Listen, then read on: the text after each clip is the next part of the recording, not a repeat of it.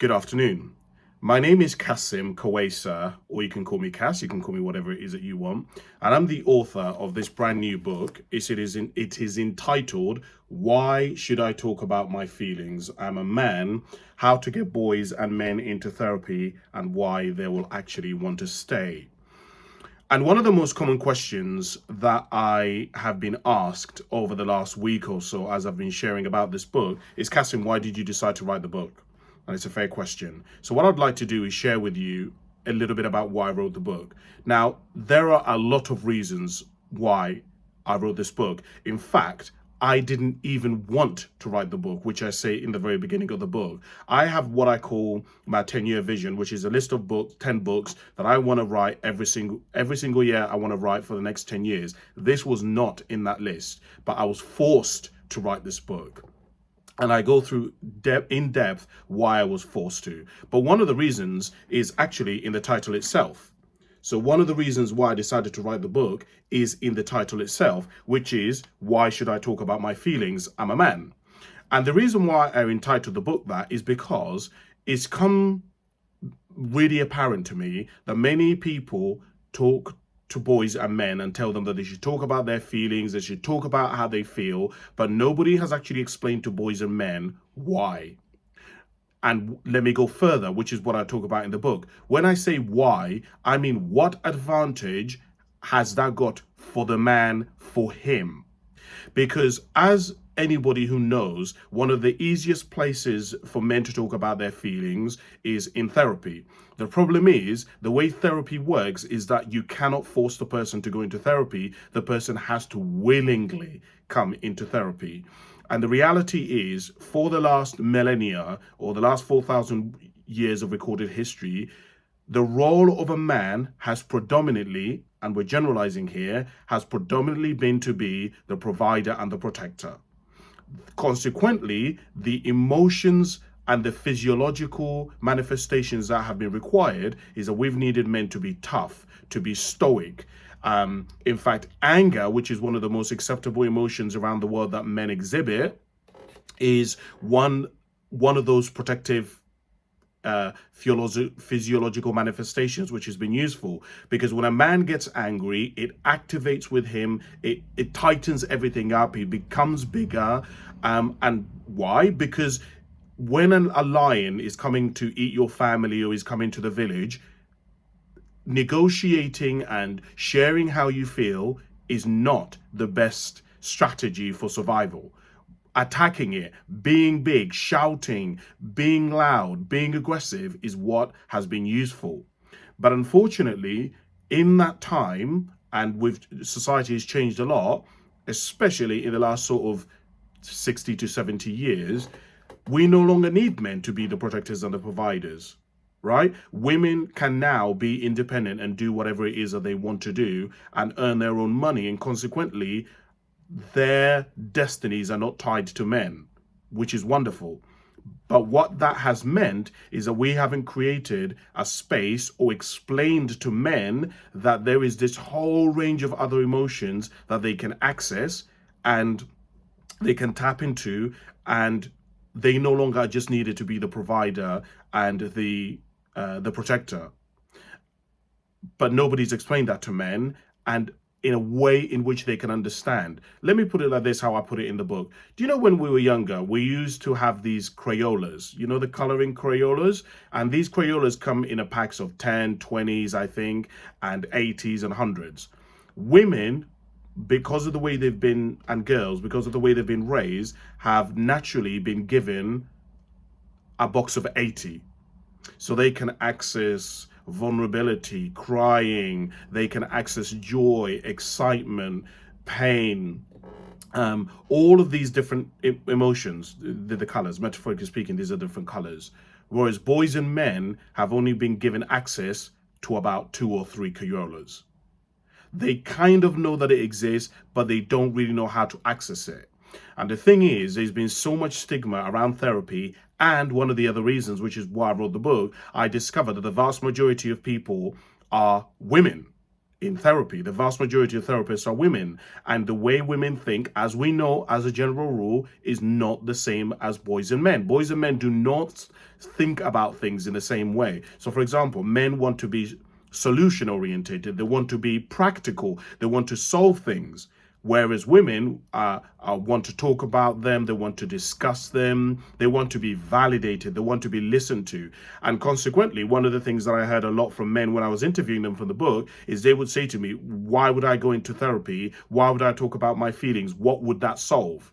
And I came to realize that a lot of people don't actually have a rebuttal for this. They don't know how to explain to a man that talking about your feelings allows you to be able to, number one, talk about it, which means you can be validated. Secondly, it allows you to be able to process it, which allows you more room internally, which means that you can then become more clear. And if your mind is clear, it then allows you to be able to sort of think about things in a structured, logical way, which you can then take those solutions and you can use the therapist as a sort of a sparring partner in a way in which you can talk about things and the issue, and then be able to go out and apply in real life. For example, using cognitive behavioral therapy.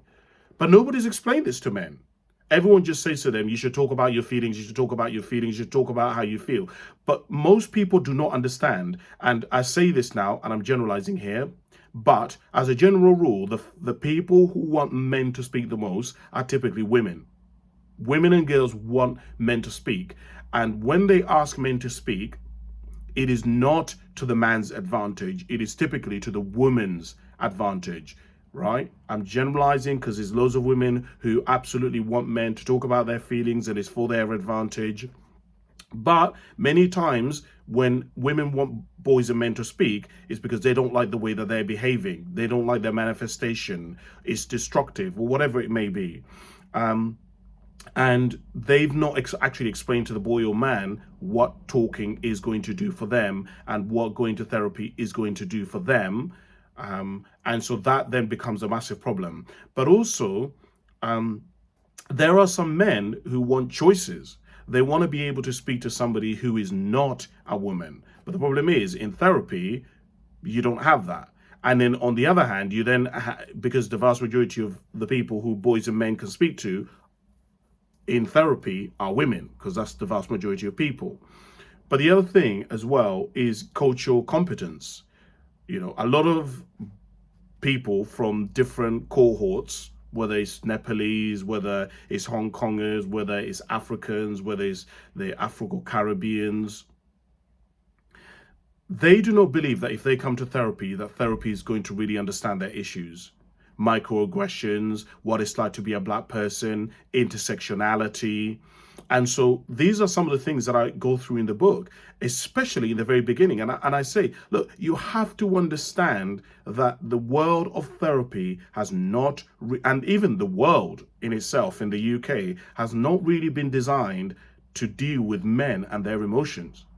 Society has not made men's emotions and how men, their internal spaces, as a priority.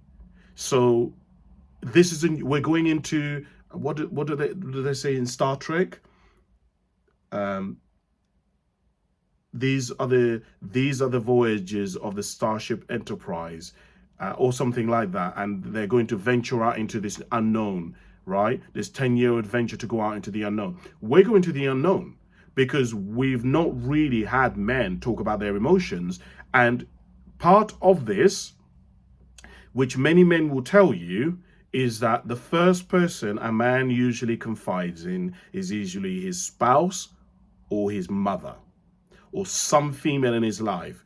And part of what is added to this is that so many women are so not used to a man being vulnerable. It's really scary. It's really scary. And I'm talking now from what I've heard women tell me. This is not what I'm telling you. But it's really scary when you have a man who's 6'2" or whatever it may be, and he's breaking down, he's shaking, he's crying.